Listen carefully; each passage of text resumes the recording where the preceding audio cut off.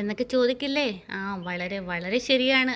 അപ്പോൾ അതിലേക്കെല്ലാം വഴിവെക്കുന്ന ഈ സാരിയും മുണ്ടും മേടിച്ച് കൊടുത്ത് നമ്മൾ നമുക്കിട്ട് തന്നെ പാര വെക്കുന്ന പണി ശരിയാണോ?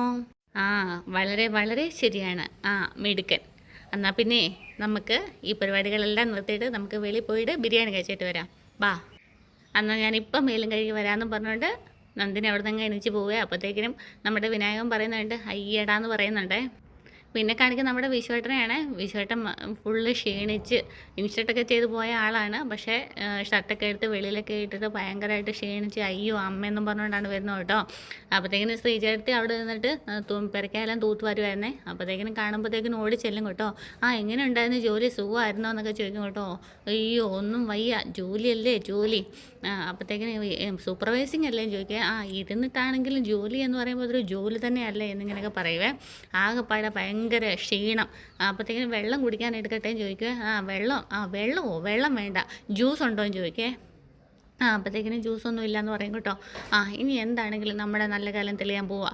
ഞാനങ്ങ് പണിയെടുക്കാൻ തീരുമാനിച്ചു. നമ്മളിനി ശരിക്കും ഒരു കലക്കും എന്നിങ്ങനെയൊക്കെ പറയുന്നുണ്ട് കേട്ടോ. എന്നിട്ട് കൈയും കാലും ഒക്കെ ഇങ്ങനെ അങ്ങോട്ട് തിരുമുന്നുണ്ടേ, ഭയങ്കര കഷ്ടപ്പെട്ടിട്ട് അധ്വാനിച്ചിട്ട് വന്ന മാതിരി.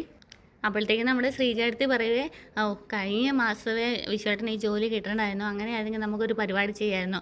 ഈ പ്രാവശ്യത്തെ നമ്മുടെ അച്ഛൻ്റെ അമ്മയുടെ വിവാഹ വാർഷികത്തിന് നമുക്ക് എന്തെങ്കിലും ഗിഫ്റ്റ് മേടിച്ച് കൊടുക്കാമായിരുന്നു എന്നിങ്ങനെ പറയുവാണേ. അതിൻ്റെ കൂടെ തന്നെ ചോദിക്കുന്നുണ്ട് അഡ്വാൻസ് വല്ലതും കിട്ടുവാന്നേ. അതെങ്ങനെയാണ്, ഇന്നലെ പോയി ജോലിക്ക് ചേർന്നതല്ലേ ഉള്ളൂ, പിറ്റേ ദിവസം നാളെ പോയിട്ട് അഡ്വാൻസ് ചോദിക്കാൻ പറ്റുമോ അങ്ങനെയൊക്കെ ചോദിക്കുന്നുണ്ട് കേട്ടോ. എന്താണെങ്കിലും നമുക്ക് നോക്കാം എന്ന് പറഞ്ഞിട്ട് വിശ്വൻ അവിടെ നിന്ന് എണീച്ച് പോവുകയാണേ. പിന്നെ കാണിക്കുന്നത് നമ്മുടെ അച്ഛനെയും അമ്മയാണ്. അപ്പോൾ അമ്മയ്ക്ക് ഇങ്ങനെ ആകപ്പാട് സങ്കടമായിട്ട് അമ്മ ഇങ്ങനെ ഇരിക്കുക കേട്ടോ. കാരണം ഇളയ മോനല്ലേ വിവാഹ വാർഷികത്തിന് സാരിയും മുണ്ടുമൊക്കെ മേടിച്ചുകൊണ്ട് വന്നത്. അപ്പോൾ അത് അച്ഛനാണെങ്കിൽ എടുത്ത് ദൂരോട്ട് കളയുകയും ചെയ്തു. അപ്പോൾ ആ ഒരു സങ്കടത്തിന് ഇങ്ങനെ വെളി വന്ന് ഒറ്റയ്ക്ക് നിൽക്കുക കേട്ടോ. അപ്പോഴത്തേക്കിനും മാഷ് ഇങ്ങനെ അന്വേഷിച്ചുകൊണ്ട് വരികയാണ്. അപ്പോഴത്തേക്കിനും ഇവിടെ എന്താ വന്ന് നിൽക്കുന്നതെന്ന് ചോദിക്കും കേട്ടോ. ഞാൻ തുണിയും മുണ്ടും എടുക്കാൻ വന്നതാണെന്ന് പറയുവേ. അപ്പോൾ അതിന് തുണിയും മുണ്ടും അവിടെയല്ലേ കിടക്കുന്നതെന്ന് ചോദിക്കും കേട്ടോ. ഞാൻ പോയി എടുക്കാൻ പോവാമെന്ന് പറഞ്ഞുകൊണ്ട് തുണിയും മുണ്ടുകളൊക്കെ അവിടെ പോയിട്ട് ഇങ്ങനെ മടക്കുവേ.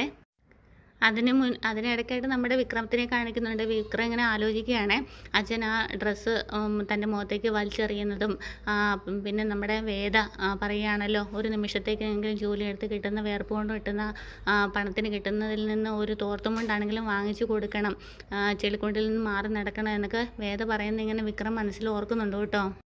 അപ്പോഴത്തേക്കിനും നമ്മുടെ അമ്മയ്ക്കാണെങ്കിൽ ഭയങ്കര സങ്കടമായിട്ട് ഇങ്ങനെ തുണിയും മുണ്ടും മടക്കിക്കൊണ്ട് നിൽക്കുകയാണ്.